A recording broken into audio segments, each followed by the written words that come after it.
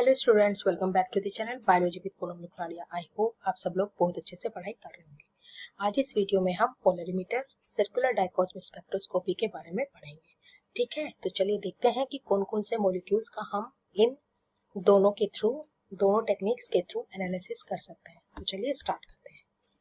इन दोनों टेक्निक्स के थ्रू हम केवल और केवल ऑप्टिकली एक्टिव मॉलिक्यूल्स का ही एनालिसिस कर सकते हैं। ठीक है, हमारा जो पोलरीमीटर है, पोलरीमीटर के थ्रू हम ये पता लगा सकते हैं कि हमारा कौन सा बायोमोलिक्यूल ऑप्टिकली एक्टिव है या कौन सा बायोमोलिक्यूल ऑप्टिकली एक्टिव नहीं है। ठीक है, उसी के बेसिस पे फिर हम इनकी प्योरिटी का भी एनालिसिस कर सकते हैं। पोलरीमीटर के थ्रू हम कौन कौन से मॉलिक्यूल्स को एनालाइज कर सकते हैं जो ऑप्टिकली एक्टिव है। और ऑप्टिकली एक्टिव मॉलिक्यूल्स कौन कौन से हैं? सारे अमाइनो एसिड एक्सेप्ट ग्लाइसिन। क्यों? क्योंकि ग्लाइसिन के अंदर काइल कार्बन नहीं होता है। ठीक है, काइल कार्बन कौन सा होता है? काइल कार्बन वो होता है जिसकी की चारों वैलेंसी अलग अलग फंक्शनल ग्रुप से जुड़ी। ठीक है, यहाँ पर कार्बन के चारों तरफ अलग अलग ग्रुप जुड़े हुए हैं, तो ऐसे जो कार्बन होते हैं उनको काइल कार्बन कहते हैं। और काइल कार्बन की प्रेजेंस से ही जो बायोमोलिक्यूल होता है वो ऑप्टिकली एक्टिव बनता है। ठीक है, अब हमारा डीएनए आरएनए भी ऑप्टिकल एक्टिव है। किसकी वजह से? Due to the presence of ribose and deoxyribose sugar. हमारे जो मेम्ब्रेन लिपिड्स होते हैं वो भी ऑप्टिकली एक्टिव है। क्यों? क्योंकि जो ग्लिसरॉल होता है, ग्लिसरॉल जो होता है इसके लिपिड में प्रेजेंट, उसका जो कार्बन सेकंड होता है वो काइल कार्बन होता है। उसी की वजह से ये कैसा मॉलिक्यूल्स होते हैं? ये ऑप्टिकली एक्टिव मॉलिक्यूल्स होते हैं। हमारे हमारे जो कार्बोहाइड्रेट्स होते हैं वो भी सारे के सारे ऑप्टिकली एक्टिव होते हैं एक्सेप्ट डाईहाइड्रोक्सी एसीटोन। यहाँ पे लिख देती हूँ, एक्सेप्ट डाईहाइड्रोक्सी। ठीक है, सारे के सारे कार्बोहाइड्रेट भी ऑप्टिकली एक्टिव होते हैं एक्सेप्ट डाईहाइड्रोक्सी एसीटोन। अब बात आती है हमारे सीटी स्पेक्ट्रोस्कोपी की। देखो, सीटी स्पेक्ट्रोस्कोपी के थ्रू भी हम ऐसे ही मॉलिक्यूल का एनालिसिस कर सकते हैं जो कि ऑप्टिकली एक्टिव हो, लेकिन इसका इस्तेमाल काहे के लिए किया जाता है? इनका इस्तेमाल किया जाता है किसी भी मॉलिक्यूल की सेकेंडरी और टर्शरी स्ट्रक्चर में। जैसे कि सपोज हमारा न्यूक्लिक एसिड है, न्यूक्लिक एसिड की जो सेकेंडरी स्ट्रक्चर है, जैसे कि हेयरपिन स्ट्रक्चर हुई, क्लोव स्ट्रक्चर हुई, उनको अगर हमें स्टडी करना है तो हम सीटी स्पेक्ट्रोस्कोपी की सहायता से कर सकेंगे। ठीक है, सेकेंडरी और टर्शरी स्ट्रक्चर होती है प्रोटीन की, जैसे कि अल्फा हेलिक्स हुआ, बीटा शीट हुआ, बीटा टर्न हुआ। ठीक है, बीटा टर्न हुआ, तो इनका एनालिसिस अगर हमें करना है, अगर हमको इनकी स्टडी करनी है तो हम किसके थ्रू कर सकते हैं? हम सीटी स्पेक्ट्रोस्कोपी के थ्रू कर सकते हैं। ठीक है, ये हमारे प्रोटीन की सेकेंडरी स्ट्रक्चर है और ये हमारी टर्शरी स्ट्रक्चर है। तो आगे बात समझ में कि हम पोलरीमीटर और सर्कुलर डाइकोटोमिक स्पेक्ट्रोस्कोपी के थ्रू केवल ऑप्टिकली एक्टिव मॉलिक्यूल का ही एनालिसिस कर सकते हैं। ठीक है, ऑप्टिकली एक्टिव मॉलिक्यूल्स कौन से होते हैं? ऐसे मॉलिक्यूल जिनमें की काइल कार्बन होता है। काइल कार्बन कैसा होता है? वो कार्बन जिसकी की चारों वैलेंसी अलग अलग फंक्शनल ग्रुप से जुड़ी हुई हो। ठीक है, ये सुपर इम्पोज नहीं कर सकते हैं कभी भी। ठीक है, इसीलिए ऐसे कार्बन्स को हम क्या बोलते हैं? Kyle carbon. सीटी स्पेक्ट्रोस्कोपी है, ये एडवांस है पोलरीमीटर का, आप ये कह सकते हैं बड़े आराम से। क्यों? क्योंकि जो हमारा सीटी स्पेक्ट्रोस्कोपी होती है ना, इसके थ्रू हम बेटर इंफॉर्मेशन को गैदर कर सकते हैं regarding the information three dimensional structure, secondary structure of the macromolecules, है ना। तो इसीलिए ये क्या है? सर्कुलर डाइकोटोमिक स्पेक्ट्रोस्कोपी क्या है? पोलरीमीटर का ही एडवांस वर्जन है। ठीक, तो चलिए स्टार्ट करते हैं पोलरीमीटर। तो क्या है पोलरीमीटर का प्रिंसिपल? पोलरीमीटर का प्रिंसिपल है कि it measure the angle through which the plane of polarization is changed by optically active substance. मतलब ऑप्टिकली एक्टिव सब्सटेंस में अगर हम कोई भी पोलराइज लाइट को डालते हैं तो उसके प्लेन ऑफ पोलराइजेशन में कितने एंगल का चेंज आता है, यही हम पोलरीमीटर के थ्रू मेजर करते हैं और यही हमारा इसका प्रिंसिपल है। देखो, जो नॉर्मल लाइट होती है ना, उसके अंदर पार्टिकल्स डिफरेंट डिफरेंट डायरेक्शन में ऑसिलेट कर रहे होते हैं। जैसे कि हमें डिफरेंट कलर से दिखाया गया है, पार्टिकल इस डायरेक्शन में ऑसिलेट कर रहे हैं, इसमें कर रहे हैं, इसमें कर रहे हैं, इसमें कर रहे हैं। जब हम उसको एक पोलराइजिंग फिल्टर के थ्रू पास करते हैं, सपोज हम जो यूज करते हैं वो कौन सा होता है? वो निकोल प्रिज्म होता है। तो निकोल प्रिज्म के थ्रू या पोलराइजिंग फिल्टर के थ्रू जब हम इसको पास करते हैं तो लाइट, जो हमारी लाइट होती है, वो एक प्लेन में आ जाती है।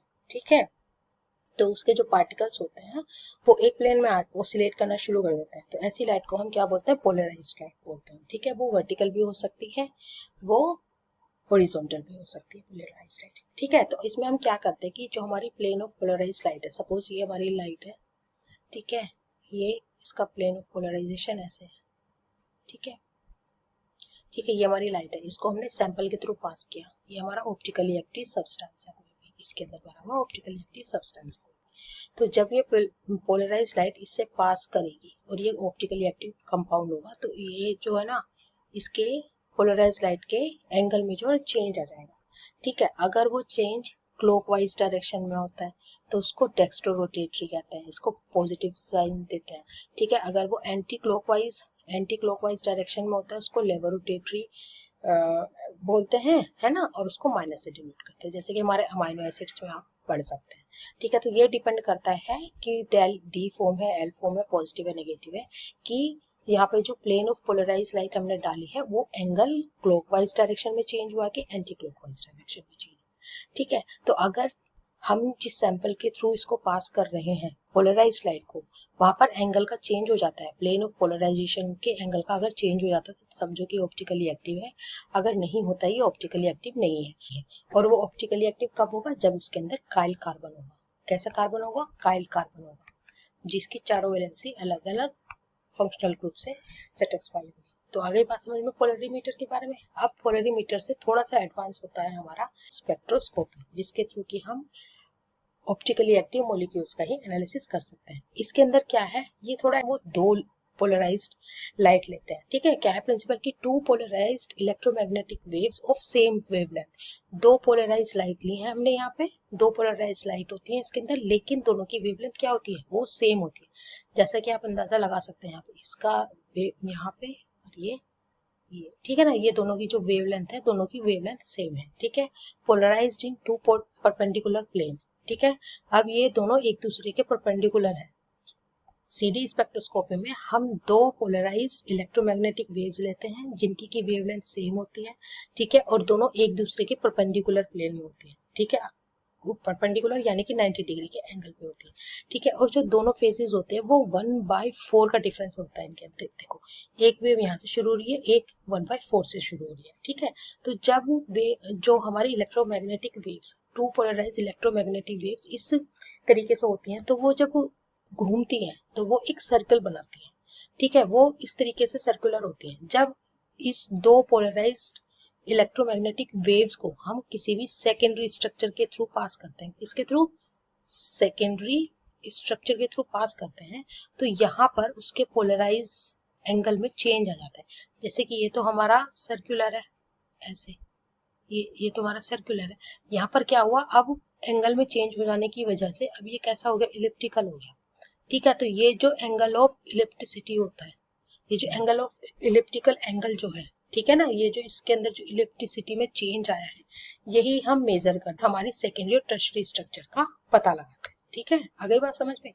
अब ये जो हमारा मोलर सर्कुलर डायकॉस्मी इसके पे डिपेंड करती है, किस किस चीज पे?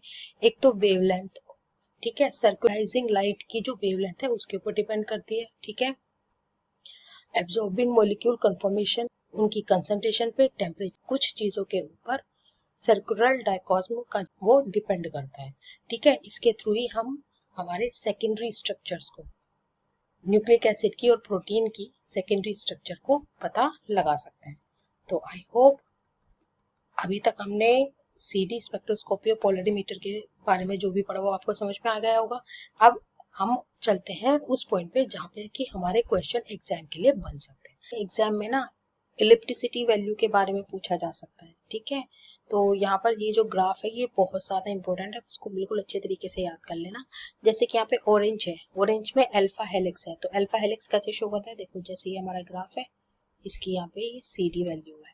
ठीक है, अगर हमारा ग्राफ ऐसे पॉजिटिव लेके नेगेटिव में ऐसे दो पीक दिखा रहा होता है ना, ये हो गया हमारा 210 पे और ये हो गया हमारा 225 पे लगभग बैठ रहा है, 22-25, है ना।